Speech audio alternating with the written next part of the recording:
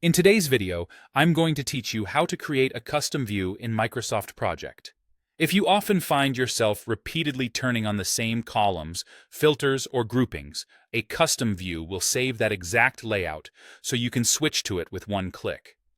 We're working in the Microsoft Project desktop app, and everything we set up here stays focused on presentation. Your actual project data won't change. Start by going to the View tab on the ribbon.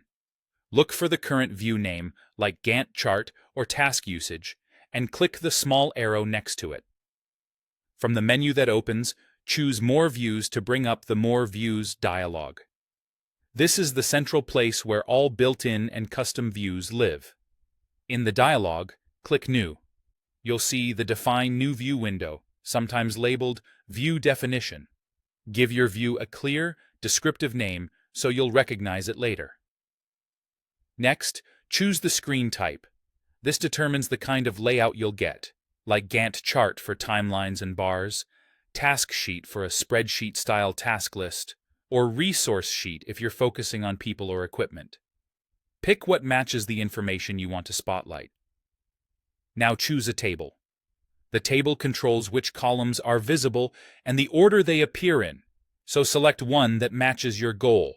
Perhaps a task-oriented table for schedule details or a resource table for capacity planning. Keep in mind that sorting is often part of the table's definition. So if you need a particular order, select a table that already sorts the way you like. Optionally, add a filter. Filters narrow your view to only the items you need, such as incomplete tasks for work that's still pending. This is especially helpful for status reviews, milestone checks, or risk-focused sessions. If you want to see everything, leave the filter set to All. Optionally, choose a group.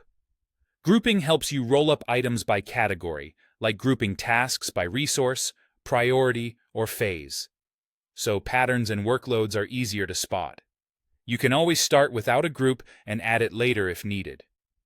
When you're satisfied with the name and selections, click OK to save the custom view. Your new view now appears in the list of available views, under Task Views or Resource Views, depending on the screen type you chose. To use it, return to the View tab, click the View selector, and pick your custom view from the list. That's all it takes.